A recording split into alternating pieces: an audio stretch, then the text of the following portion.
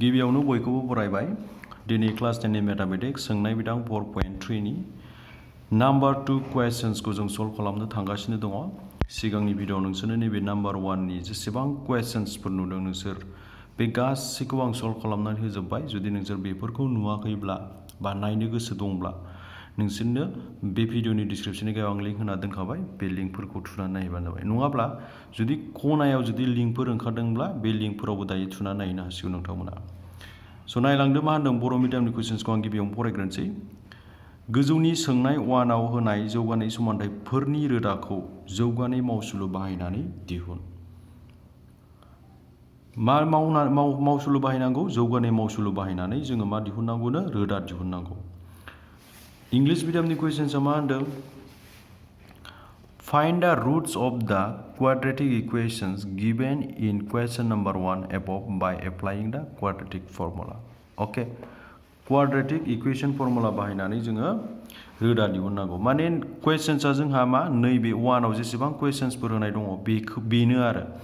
बेखौनो जोङो मा आदबजों दिहुननांगौ जौगानाय मावसुलु बाहायनानै जोङो रोदा दिहुननांगौ स' क्वेश्चन्सखौ आङो आरोबाव बुजिसिनो थाखाय नोंसोरनो मोनसे बाथ्रा खिन्थानि नाय जोंहा रोदा दिहुननायनि मोनथाम आदब दङ रुट्स दिहुननायनि थाखाय जोंहा मोनथाम आदब दङ मा सानजाबगिरि बिजिरनाय आदब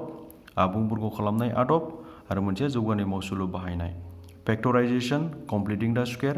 इउजिं क्वाड्रेटिक इक्वेशन फर्मुला जोङो नैबे मोननैखौ अलरेडि कभार खालामखांजोब्बाय माने बे मोननैखौ आं नोंसोरनो अलरेडि फोरोंखांजोब्बाय नैबेखौ आं मायाव फोरोंदों 4.2 आव फोरोंदों आरो नैबेखौ 4.3 नि गिबि क्वेश्चन्सआव फोरोंबाय नैबे नाम्बार 1 आ माजों फोरोंदोंमोन आबुं बर्ग खालामनाय आदबजों दायो बे एखे क्वेश्चन्सखौनो जों नैबे नाम्बार 3 नि आदब बाहायनानै जों मा खालामनांगौ दिहुननांगौ आरो स' रोदा दिहुननायनि थाखाय मोनथाम आदब दं बेखौ गोसोआव लाखिदो मोनथामजोंबो नों रोदा दिहुननो हायो नाम्बार 1 नाम्बार 2 आरो नाम्बार 3 अके जों दायो नाम्बार 3 जों दिहुनगोन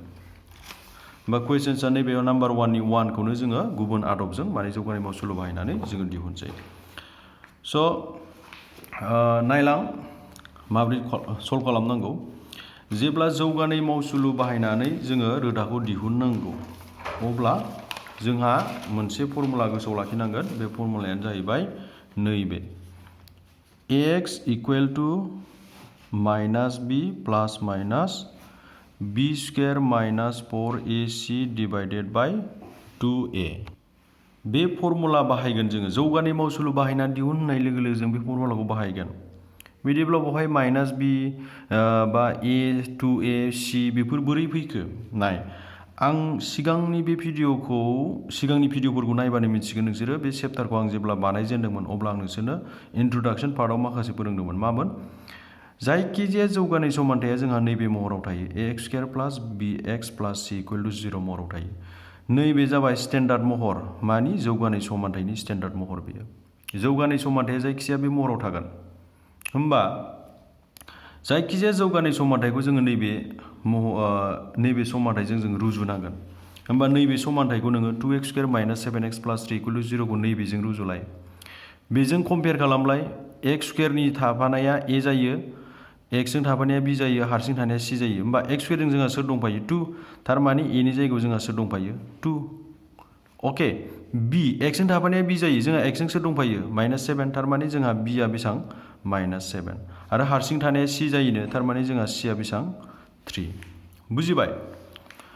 होमबा नोङो a नि मानखौबो मोनबाय b नि मानखौबो मोनबाय c नि मानखौबो मोनबाय बे a b c नि मानखौ नों नैबाव फज'बानो नोंहा x नि मान मोनगोन माने रोदाखौ मोनहैगोन आरो नोङो जोबोद गोरलै ओरैबायदि गोरलै ओंखाम जानायाव दै लोंनायासो गोरासिन बुंनो थाङोब्ला अके स' नायलां जोङो बे समानथायखौ माजों रुजुगोन नैबे ax स्क्वायर प्लास bx प्लास c इक्वल टु 0 जों रुजुनानै कम्पेयार खालामनानै जोङो बावहाय a नि जायगायाव सोर दङ बेखौ जों a इक्वल टु 2 लिरगोन b नि जायगायाव जुदि माइनास 7 दङब्ला जों बेखौ b इक्वल टु माइनास 7 लिरगोन हारसिं थानाया सोरमोन c बिनि जायगायाव सोर दङ 3 दङब्ला प्लास 3 दङबा जों बेखौ प्लास 3 लिरगोन माइनास दङबा माइनास 3 लिरगोन होमबा नों डाइरेक्ट बावहाय लिरदो बेवहाय हियर a आ बेसे 2 a नि जायगायाव 2 दङ थारमाने x स्क्वायरजों थाफानाया a जायो x जों थाफानायखौ जों b इक्वल होनना लिरगोन b इक्वल टु बेसेबां दङ x जों थाफानाया माइनास 7 प्लास बा प्लास माइनास बा माइनास हारसिं थानायखौ जोङो c लिरगोन थारमाने +3 बा +3 बेबो माइनास बा -3 अके होमबा देयरफर जोंहा सोलायस्लुआ मा x ओंखायनो फर्मुला मथे x फैगोन जुदि बेवहाय y ब्ला जोंहा बेवहाय मा फैगोन फर्मुलाया y फैगोन बुजिदों जेनेबा आं मा बुंनो सानदों जुदि नोंहा ओरै क्वेश्चनआ साप'ज ओरै 2m² + 3m - 4 = 0 अब्ला फर्मुला मथे नैबाव x फैदोंमोन ना बाव x फैनाय नङा मा फैगोन m फैगोन नैबे mआ सोलायस्लुआ m बा बेवहाय m सो फैगोन बुजिबाय -b + -b² - 4ac / 2 बे बाखि खिनिया बिदिनो फैगोन बावहाय जिहेतु x दं ओंखायनो जोंहा नैबाव x लिरगोन m दंबा m लिरनांगोन गोसोआव लाखि फर्मुलाया मामोन -b + -b² - 4ac / 2a this is the formula okay होमबा just put all the values of a b and c a b c नि भेलुखौ पुट खालामदो फज'दो होमबा नाय b नि भेलुखौ पुट खालामनायनि सिगां नैबे माइनासखौ लिरग्रोदो दाना b नि माना बेसे नै b नि माना -7 नोंथ' बिदि लिराना माखौ लिरथारनांगोन बिदिबा ब्रेकेटाव लिरनांगोन बे माइनासआ माइनास फैफाखानाय b नि जायगायाव बेसे दङ -7 प्लास माइनासआ प्लास माइनास b² माने मा जासिगोन b आवसो दङ -7 नाथाय डाइरेक्ट स्कुवेर होनाङा ब्रेकेटाव होनानै स्कुवेर हो 4 आ 4 a आ बेसेबां एनि a दं नङा होमबा a नि जायगायाव 2 होदो c दं c नि जायगायाव मा होदो 3 होदो 2a मोन a नि जायगायाव मा जासिगोन 2 जासिगोन जास्ट फज' बेबायदि आरामसे फज'लांबाय था होमबानो नोंसोर मोनहैगोन माइनासजों माइनास प्लास जासिगोन बियो +7 जाबाय स्कुवेर थायोब्ला -7आ मा जायो प्लास जायो माइनासआ प्लास जायो नोंसोरथ' मिथिखागोन -7 होल स्कुवेर मानि मा होनाय जादों -7 * -7 बेसेबां जागोन +49 बिसोर मोनथामजों माल्टिप्लाइ खालाम सानजाब 4 * 2 8 8 * 3 24 4 * 2 8 गोसोआव लाखि 8 * 3 बेसेबां जायो 24 2 2 जा 4 जोबोद गोरलै बिराद गोरलै मोनदों ना मोनाखै कमेन्ट खालामनो दाबाव 49 निफ्राय 24 खौ दानख'बा बेसेबां जायो 25 4 आ 4 होमबा नायदो जोङो हानाय सिबां नैबे रुट अभारखौ बोखारनो सेस्था खालामगोन रुट अभारखौ बोखारनायनि मोनसेल' आइडियानो जाबाय 25 खौ स्कुवेर खालामनाय 25 = जों मा लिरनो हायो 5 स्कुवेर मिन्स 5 * 5 होमबा 25 रुट अभार 25 माने मा होनाय जादों रुट अभार 5 स्कुवेर माने 25 खौ जों 5 स्कुवेर लिरबाय आरो 7 आ 7 प्लास माइनासआ माइनास 5 स्कुवेरजों रुटजों दानजाबा मा थागोन रुटजों स्कुवेरजों दानजायो गोसोआव लाखिखा 5ल' थालांबाय होमबा 4ल' थालांबाय दानिया नोंहा बिसिम फैबाय अके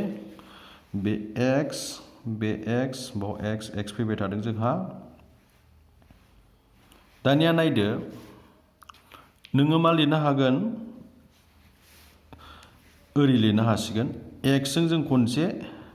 +5/4 लिरनो हासिगोन नङाब्ला जों मा लिरनो हागोन इंलिश मिडियामना अर लिरबानो जाबाय x = 7 - 5/4 खनसेजों प्लास लादो खनसेजों माइनास लादो बास होमबानो जोब्बाय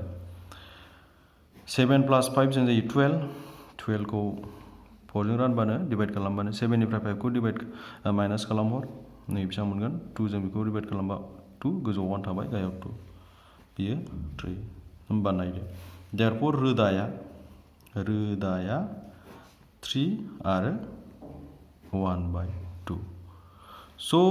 रोदाखौ जों मा मोनखो 3 आरो 1/2 मा मेथड बाहायनानै जों बेखौ मोनखो मा आदब बाहायदों जों बेवहाय नैबे आदबखौ बाहायदों जौगानाय मावसुलु बाहायनानै आबुं बर्ग खालामनाय आदब बाहायनानैबो जोङो एखे एन्सारखौनो मोनहैदोंमोन नाय नोंसोर आं देखायनि नाय सरि बेवहाय आंनाव नट्सआ गैला नाम्बार 1 खौ आबुं बर्ग खालामनाय आदबजों जायखिजाया नोंसोरनो नाम्बार 2 खौ आं आबुं बर्ग खालामनाय आदबजों दिहुनदोंमोन नाय आबुं बर्ग खालामनानै जों बेबायदि दिहुनै रोदाखौ बेसे मोनदोंमोन नै बिदि मोनहैदोंमोन आङो बेखौ दायो जौगानाय मावसुलु बाहायनानै दिहुनब्लाबो बेबायदिनो मोनहैगोन एन्सारखौ नै बिदिनो मोनहैगोन आरो माने नों जायखिजाया आदबजों दिहुना मानो नों माजों दिहुनो नोंनि गोसो नोङो सानजाबगिरि बिजिरनायजों दिहुनब्लाबो आबुं बर्गजों दिहुनब्लाबो बा जौगानाय मावसुलु बाहायनाबो एन्सारखौ एखेखौनो मोनहैगोन जुदि कुइसन्सआ मोनसेयानोब्ला मोनसे कुइसन्सखौनो जों मोनथाम आदबजों दिहुननो हागोन नाथाय एन्सारखौ नों मोनफ्रोमबो आदबजों एखे मोनहैगोन थारमाने बेखौ बुंनाय जादों स' माबायदि मोनदों कमेन्ट खालामदो कुइसन आंनि फोरोंनायखौ मोजां मोनदोंब्ला लाइक खालामनो दाबाव भिडिअखौ एन्सारा जोंहा बेनो जायखिजाया आदबजों बानायबाबो नों बेखौनो मोनहैखागोन दिनैनि बे भिडिअआ बेखिनियावनो जोबथ'बाय उननि भिडिअआव नोंसोरो नाम्बार 2खौबो बे एखे आदबजोंनो खालामनानै फोरोंगोन दिनै नाम्बार 1खौ फोरोंबाय नाम्बार 2खौ फोरोंगासिनो दं आरो बेनि थाखाय चेनेलखौ साबस्क्राइब खालामाखैबा चेनेलखौ साबस्क्राइब खालामना ला आरो हिट द बेल आइकन स' भिडिअखौ नायनायनि थाखाय जोबोद साबायखर थाबाय गोजोन्थों।